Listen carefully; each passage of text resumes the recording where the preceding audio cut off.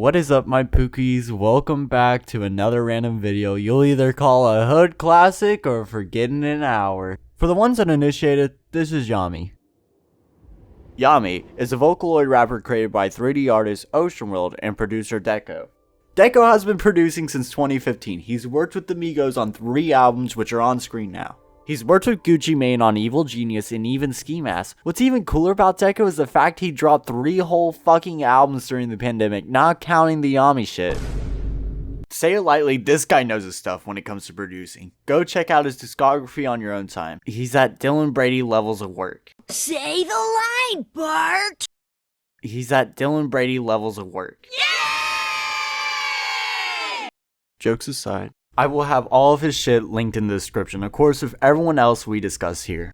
Now let's cut back to Ocean World. Ocean World, or Ocean, is a fucking creator, to say it lightly. This guy knows how to use Ableton. He knows how to use Cinema 4D. He edited for the music video Romeo and Juliet by Trippie Redd. He wasn't even paid for that. He just did it to do it. He wasn't even credited on the video, by the way. I had to learn that on the fucking wiki fandom. But if you look at it, it's his fucking art. You can just tell by his, Yameii style. It's his. He's a self-taught artist that did go to art school because he wanted to work in the industry, and in 2019 he meets Deco. And of course, him and Deco hit it off. They start making music together, and that's how we got Yameii. Now he's fucking rich. I think he does NFTs and shit. Awesome guy. Awesome guy. I almost forgot to mention, he does the videos for the concerts. Shout out to the Yameii concerts. Those are always hype. Came in this bitch looking for a lick. Late night creeping through his fucking house. On a block with a lot of sticks. Chase him down, nigga, he a bitch. 5'5" sister, rip up his limbs. Don't get a block, nigga, shoot him down. Don't got no bread, nigga, flip a pound. Oh, Okay, now that we know who the people behind Yameii are, what is Yameii? More like who is Yameii, but whatever the fuck. Well, Yameii is essentially a Vocaloid rapper from Diedrich City, which I really hope I'm saying that right because most of the characters in the anime don't talk. They make like a little beep or some shit, and then it's like a paragraph of text. Sometimes they don't even beep and you just miss important dialogue because your little beta cuck ass decided to blink. You don't want to know how many times I had to rewind because of this. Lord time. I know it took so long to get here, but we're finally here. My idea is we just go episode by episode, we sprinkle some fucking theories in, and then I give you a timeline after we go through all the episodes. I'm going to be really honest, the timeline is kind of weird. Even when just making assumptions while watching the anime, it makes sense seeing that Kingdom Hearts was one of Ocean's influences. The manga takes place after the season finale, so that's kind of irrelevant to what we're discussing today. The music isn't even fucking canon. God damn it!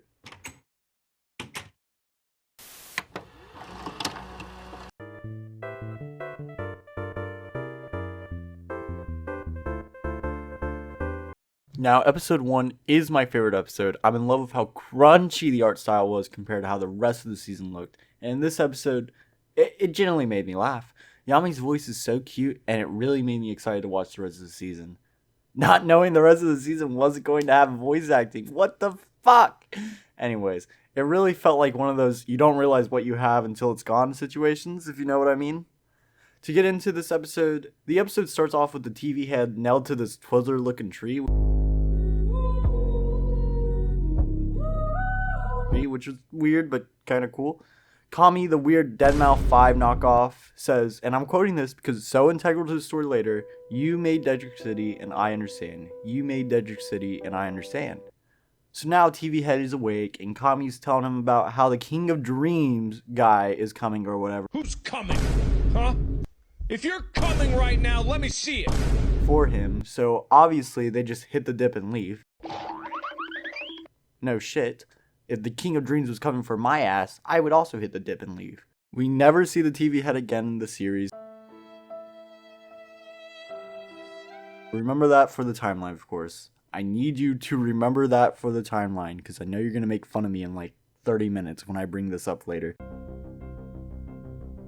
In all honesty, episode 2 was a slog to go through. It's not the worst episode in the season, but it's definitely not the best either. It just wasn't entertaining, and I felt like it was solely made to add more lore to the story. Like another one of my hyperfixations. Security breach. Essentially what happens in this episode is we get introduced to L. The first thing I do, introducing slavery. You see, that's because they commit more I really don't understand who L is as a character. He takes up a majority of the B-plot, and I don't really feel like I know him.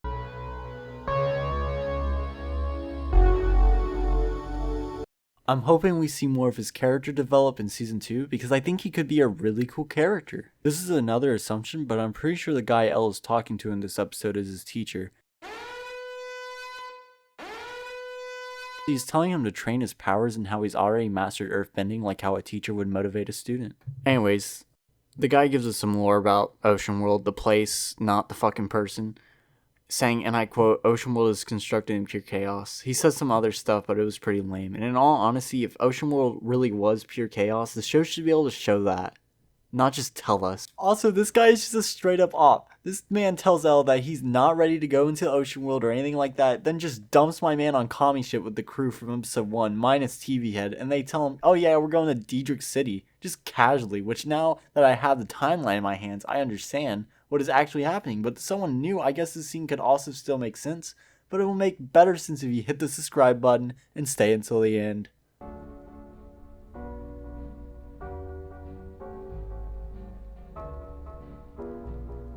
Okay, episode 3 is the worst episode in the season. I'm not gonna lie. It almost did what that one Pip episode of South Park did to me, where I just stopped watching South Park for a good year until I learned I could just skip the episode.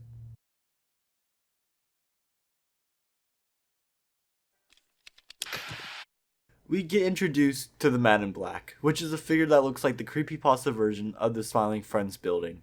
Now, these two guys are just having the average smoke sesh conversation, like, you choose to be hungry, or like, you choose every decision in your life if you really think about it, you know, the normal shit. Or the notorious, you choose to be sent to a dimension against your own free will to figure out something you should have been taught in middle school.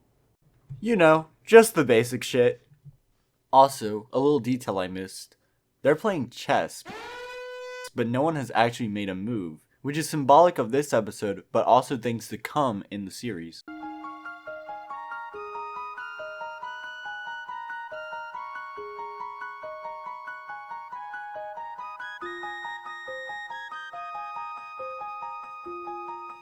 Now, if you sat through the mundane shit of episode 2 and 3, you're actually going to be intrigued by episode 4. Yameii gets teleported to the equivalent of the End in Minecraft and is met by this random god who just decides she's abusing her admin powers and takes him away from her. Then she wakes up to the crew going to Sefric District via bus. Now if I'm explaining all this right to you, you should be picking up on why I'm so iffy on the timeline. And maybe you are as well, because one episode they're on a boat, next Elle isn't even with them, and he's most likely in the Endless Dimension with the Man in Black smoking weed on a fucking mountain. And then next, he's with them on a random tour bus. Like, make it make sense, you know?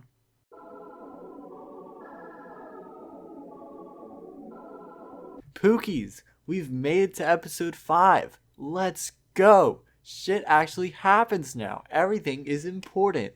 I lie and say to the audience. No, but for real, this episode does switch up some stuff. Like our new protagonist, Aiku, which is straight out just a new guy that doesn't reappear in the show ever again. Most likely because he got kidnapped by the Blue Man Group. Also, can we talk about this? While recording for this video, I found out the Blue Man Group have a Tiny Desk concert. Isn't that crazy? Anyways, Aiku gets kidnapped, kinda important. Honestly, a lot of kidnapping is attempted in this episode because Man in Black is trying to kidnap Yameii for Elle so he can get his memories back since Elle doesn't seem to remember much anymore, which is weird. And my first theory for this was that Elle was just Yamei's subconscious and not a real person, but this gets debunked with basic thinking skills later. Anyways, the whole him forgetting stuff, yeah, we'll get back to that later because, once again, it's important for later. I swearsies, all this series did was build up, so I hope you're excited for what I'm going to say in episode 9. I really hope this build up blows your fucking mind. Also, yeah, that's just how this episode ends. The Blue Man Group kidnap him and emote on him until he dies. LOL.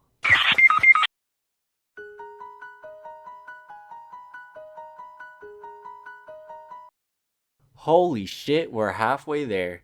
I've enjoyed the ride with y'all. I hope y'all did too. Now, this episode is directly after episode 5 in the timeline. That is a first.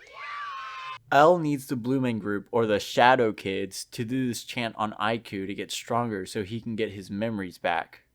The Shadow Kids hit the gritty or whatever on Aiku, and Elle tries to cast the memory spell, but he fails. He sees like the first and the last bit of the 4th episode, which helps with the timeline, because now we know those episodes come before episode 5.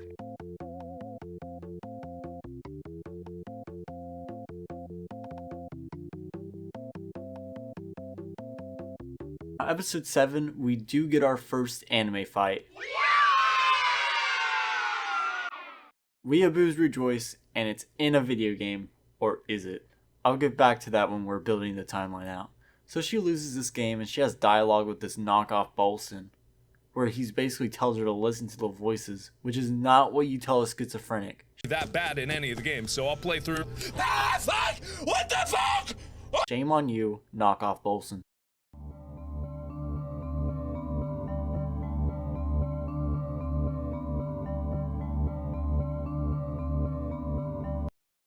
Episode 8 is a continuation of Episode 7, specifically the day after. We learn that Yameii goes to Diedrich High, which doesn't really make sense at all because she's like 19, but maybe she was held back a year or some shit. Who knows? So she kind of just decides to do some Sigma stuff and sleep through the class. Gets a random fucking god vision, again, which means this episode takes place hopefully after Episode 4. Then she just hits the dip and goes to play video games at home. It really isn't until her friends peer pressure her to go clubbing that she budges. So they go clubbing at this joint, The Box, and Pinky, knockoff Bolson's friend, just decide to drug Yamei's drink. Just straight roofies her. Yameii definitely has some pretty good friends. A person who rambles at schizophrenics and the other one that roofies people. W friends.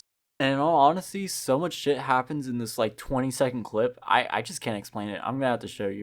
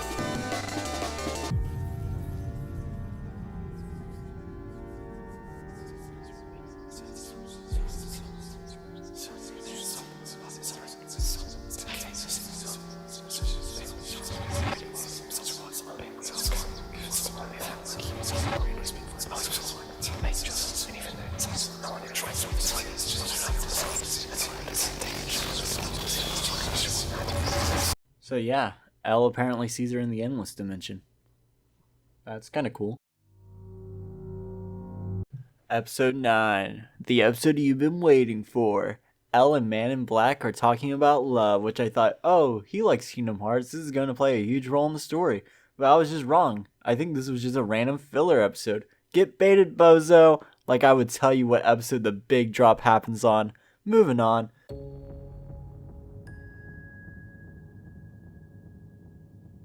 Episode 10 is another Yameii trippin' episode. She has a panic attack, and even through this, she still respects the teacher enough to tell her she is heading to the bathroom. W student, by the way, she leaves for the bathroom. I don't know why, but the running animation is funny to me here.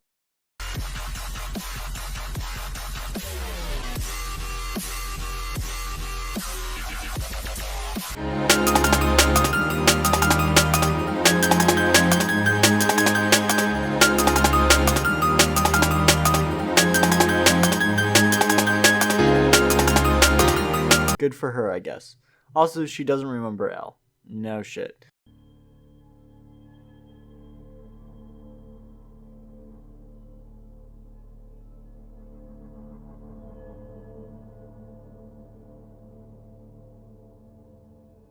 It is finally time. I can say it. Diedrich City isn't real. It's a mind maze made by cyberspace wizards. Holy fuck, yes. Yameii is stuck in her own head. Get me out of this shit! Would you want to go in the house? Elle tries to help her by giving her her memories back, but that doesn't seem to make it any better as we see in episode 12. In fact, it looks like that probably made the people turn on her in Diedrich City.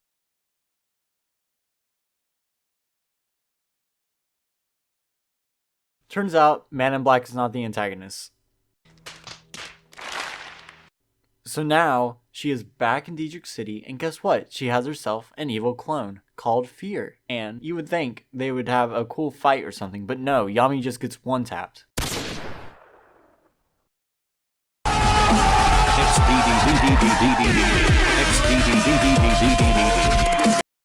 So she's back with essentially God, the person who gave her her powers, and now she has all of her personalities split. They have a yap sesh and decide, fuck it, fuse together, like this is some Steven Universe episode. So after essentially finding the most broken weapon for the beginner boss, her antipsychotics, she comes back and they start anime fighting again. Honestly, the fight choreography is really good, and the visuals are stunning, trippy, pretty, whatever you want to say. She kills Fear, she comes back to Elle to tell the tea.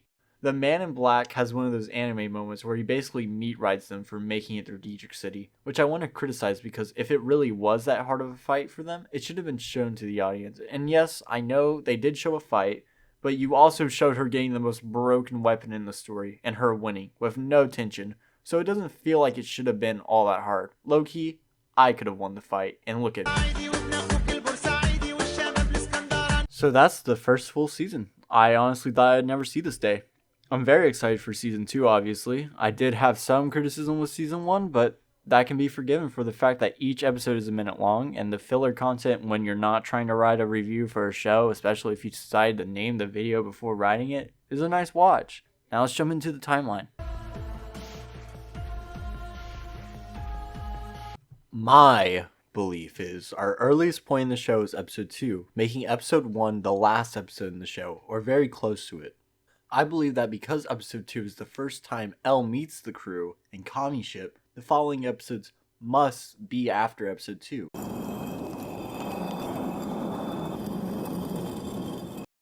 We split episode 4 into 2 parts, with the last bit of 4 being the first bit, the travel bus scene. Then we interject the fight scene of episode 7 in, so we have a reason for her to lose her powers. This is where she would talk to the god and lose her powers. Then she would be transported to Diedrich City, where the game is a cover-up so she doesn't just instantly remember that she was in a fight moments ago. I believe this fits because in any other version of my timeline, she kept her powers, and if she kept her powers, Diedrich City wouldn't work on her. Because her powers kind of stem from her memory, if that makes sense. The next episode in the timeline is episode 3. This can be put in any order of 3, 5, 6, and honestly you could put 3 in the middle of 5 and 6. I just didn't like viewing it that way. So that's why I put 3 first, plus it lets us meet the Endless Realm dimension and the Man in Black first. 5 and 6, I know for a fact, are directly related because of Aiku getting teleported in episode 5 and then being despawned in episode 6.